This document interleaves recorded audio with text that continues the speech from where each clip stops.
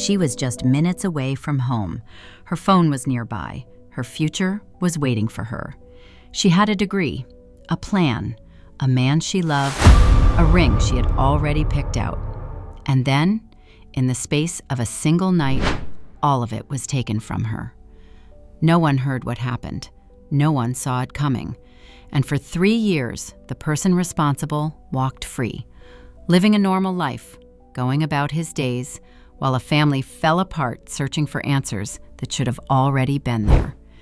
This is the story of Katie Sepich, a young woman who did everything right, and a system that failed her until her own mother forced it to change.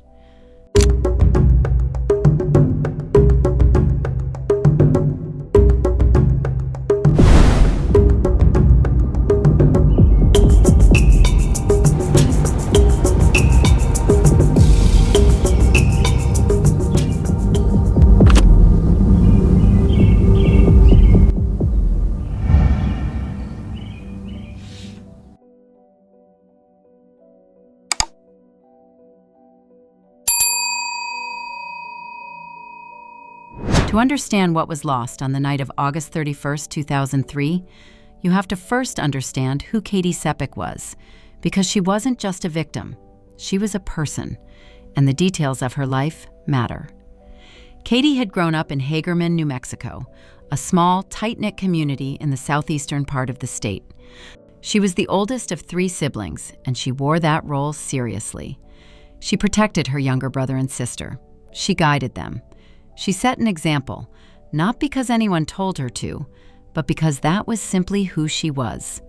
Her mother, Jan Sepich, would later describe her as someone who lit up every room she entered, not in a loud or performative way, but in the way that certain people have, a warmth that other people are drawn to without quite being able to explain why. Katie was that kind of person. By the time she enrolled at New Mexico State University in Las Cruces, she had already developed a clear sense of direction. She pursued a degree in business. She took her studies seriously. She built friendships that would last. And by the summer of 2003, she was exactly where many young people dream of being. She had just graduated. Her degree was in hand. She had been accepted into an MBA program, a clear signal that she wasn't just coasting through life, but actively building towards something. She also had love. Her boyfriend, Joe Bischoff, was the person she imagined her future with. The two had been together long enough that conversations about the next chapter of their lives weren't hypothetical anymore. They were real. They were planned. Katie had already chosen a ring. To her, the question wasn't if, it was when. That summer, everything felt like it was clicking into place. The degree was done. The next program was lined up. The relationship was heading somewhere beautiful. She was 22 years old, and her life was just beginning. It was a Saturday night before Labor Day weekend. For many people in Las Cruces, that meant the unofficial last weekend of summer. A reason to get out, to celebrate, to stay out a little later than usual. Katie decided to attend a party that night. It was a casual decision, the kind made thousands of times by thousands of people every weekend. There was nothing unusual about it, nothing that stood out. No reason to think the night would end any differently than dozens of others before it. She spent time with friends. She laughed. She was present and happy and completely herself. The party was within reach of where she was staying. The streets were familiar. Las Cruces was her city. She had spent years building a life there. At some point late into the evening, she decided it was time to head home. The walk wasn't long. The night was quiet. It felt like the most natural thing in the world.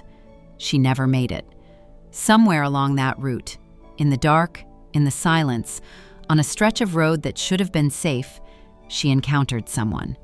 What happened next was violent, brutal, and over before anyone knew she was gone. Katie Sepich was attacked and killed that night.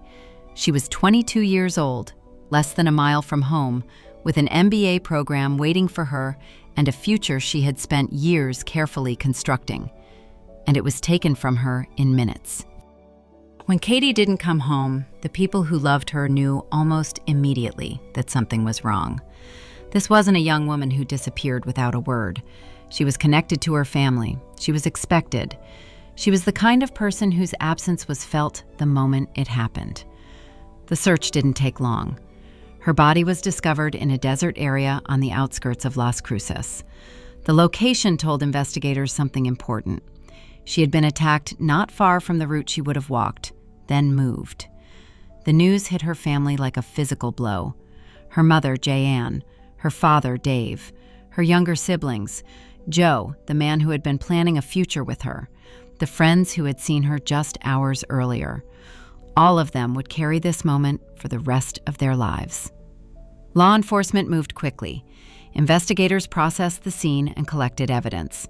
And in that evidence, they found something critical, something that, in theory, should have cracked the case wide open. DNA. Material from the killer left at the scene. A biological fingerprint pointing directly to the person responsible. In 2003, DNA evidence was already considered one of the most powerful tools in criminal investigation. It was specific. It was scientific. It was the closest thing to a guarantee that investigators had. But when they ran the sample through the national database, the Combined DNA Index System, known as CODIS, nothing came back. No match. The DNA was real. The evidence was solid. The science was sound. But the person it belonged to wasn't in the system. And without a match, investigators had no name, no suspect, no direction. The case was open and going nowhere. What followed was one of the most painful experiences a family can endure. Not just grief. Grief, at least, has a shape. People understand it. They know how to sit with it. What the Sepich family experienced was something different. It was grief combined with uncertainty, with unanswered questions, with the knowledge that somewhere out there, a person was walking around who had killed their daughter, and the world had no idea who he was. Days turned into weeks. Weeks turned into months. The investigation continued, but leads dried up. The DNA remained unmatched. The case, despite the evidence sitting in a laboratory, had no forward momentum. For Katie Sepich, this was intolerable. She refused, absolutely refused, to let her daughter become another cold case, another file in a cabinet, another name that faded from public memory. She kept asking questions. She kept calling investigators. She kept pushing, even when the answers were frustrating and the progress was invisible. But there was a wall she kept running into. The DNA existed. The evidence existed. The killer, whoever he was, had left a piece of himself at the scene. What investigators didn't know, what no one knew yet, was that the man responsible had already crossed paths with law enforcement before. He had already been arrested. He had already been processed through the system. But because of the laws as they existed in New Mexico at that time, his DNA had never been collected. That single gap, that one missing step, meant the match could never be made. And so the case sat. For 1 year, then 2, then 3.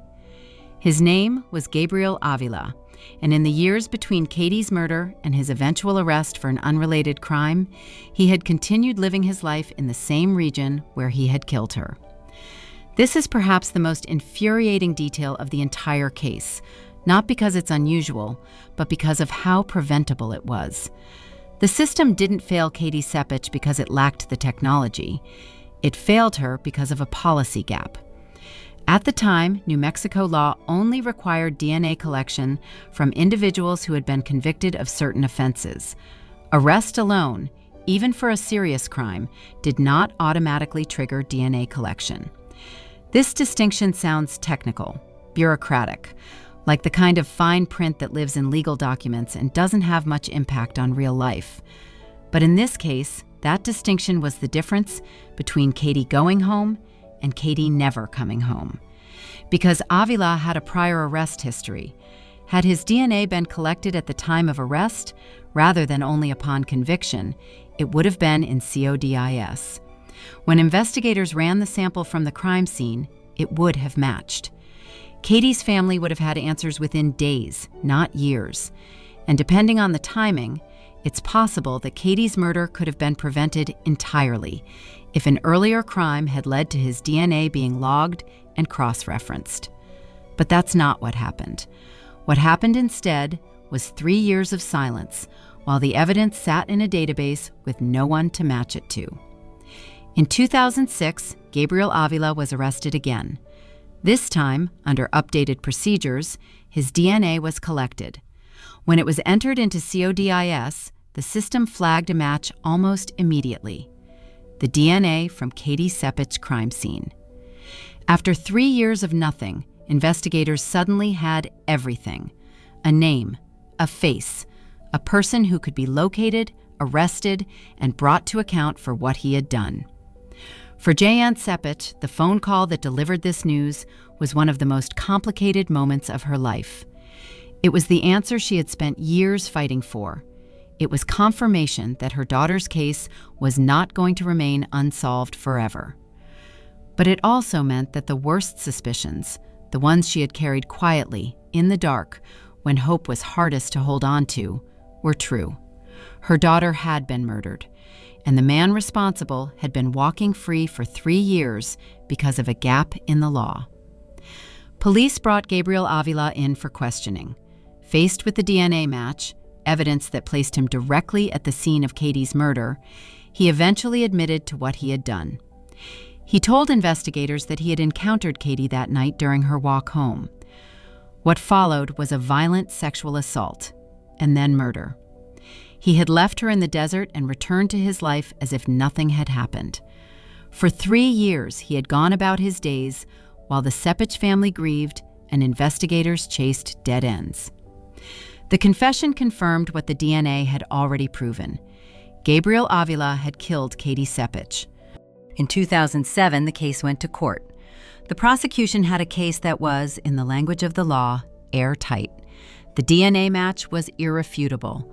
Biological evidence collected from the scene corresponded directly and scientifically to Gabriel Avila. Defense attorneys had no credible counter to offer. The confession, obtained during questioning, corroborated every significant detail of the physical evidence. The timeline constructed by investigators placed Avila in the same location as Katie on the night she was killed, moving in the same direction at the same time. The jury didn't need long. They found Gabriel Avila guilty of murder. He was sentenced to life in prison. He would not be eligible for parole. He would spend the remainder of his life behind bars for what he had done to a 22-year-old woman who had simply been walking home. For Katie's family, the verdict was something, but not everything. Justice had been served.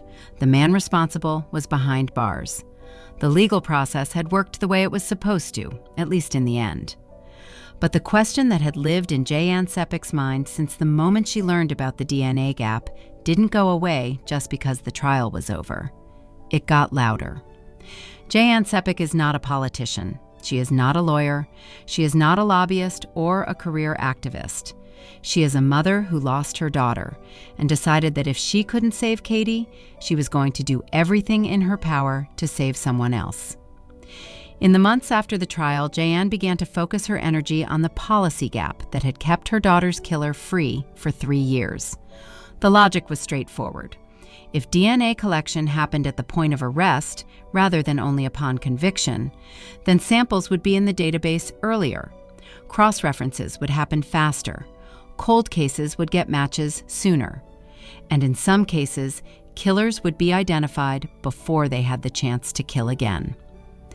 She started making calls, writing letters, showing up to meetings with state legislators. She told Katie's story, over and over, in rooms full of people who had the power to change things and needed a reason to do so. She brought the DNA data. She brought the cold case statistics. She brought the evidence of just how many serious crimes could be solved faster if this single procedural step was moved earlier in the process.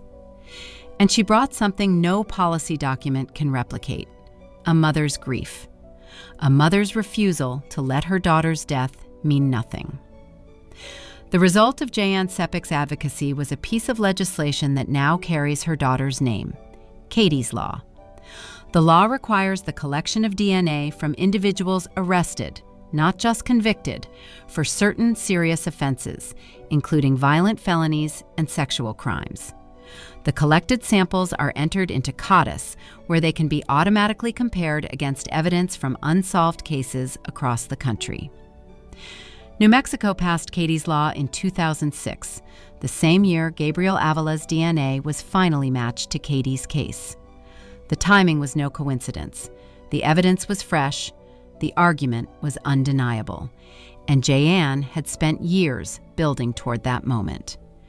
But she didn't stop with New Mexico. She took the fight national. Working alongside advocacy groups and law enforcement organizations, Jayanne pushed for federal legislation that would encourage other states to adopt similar laws. In 2013, the DNA Fingerprint, Unsolved Crime and Innocence Protection Act, commonly referred to as the federal Katie's Law, was signed into legislation as part of broader criminal justice reform efforts. It incentivized states to adopt arrest-based DNA collection by tying compliance to federal funding. Today, the majority of U.S. states have some form of Katie's Law on the books. Thousands of cases have been solved using DNA matches that would not have existed without these expanded collection policies. Names have been put to evidence that sat unmatched for years. Families have received answers. Some crimes have been prevented entirely because a prior arrest generated a DNA match before a repeat offender could strike again. None of that erases what happened to Katie, but all of it exists because of her. Years after the verdict, after the legislation, after the national attention, Katie Sepich still speaks about her daughter the same way. She talks about the laugh, the warmth, the way Katie moved through rooms and left people feeling better for having been in them. She talks about the ring Katie had already chosen. She talks about the life her daughter had been building, brick by brick, with intention and joy, and how quickly it was taken away. Katie Sepich would be in her early 40s today. She might have completed that MBA, built a career, gotten married, had children. She might have been someone's mother, someone's wife, a mentor to younger people just starting out. All of that potential existed. All of it was real. And all of it was destroyed by one act of violence on one quiet night in New Mexico. That is the weight that Katie Sepich carries. That is the weight that drives her, even now, to keep showing up. Because the alternative, letting Katie's death become just another statistic, is not something she is able to accept. There are names on the books of nearly every state in America: Megan's Law, Amber Alert, Jessica's Law, Brady Bill. These are laws named after victims, people whose deaths became the catalyst for systemic change, people whose stories refuse to be contained to a single headline. Katie Sepich belongs in that company. She was a young woman who did everything right, studied hard, loved deeply, planned carefully for a future she never got to live. And her death exposed a gap in the law that had allowed a killer to remain unidentified for years. Her mother refused to let that gap remain.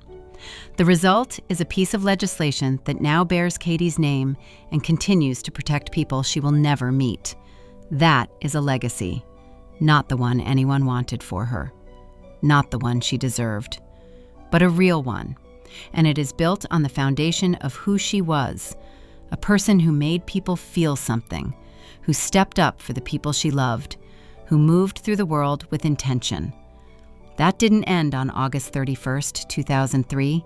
It continued in courtrooms, in legislative chambers, in the databases that now connect evidence to names faster than they ever did before. Katie Sepich is still protecting people. She just does it differently now. If this story moved you, subscribe to the channel, like this video, and hit the notification bell so you don't miss the stories that deserve to be told. And drop your thoughts in the comments below.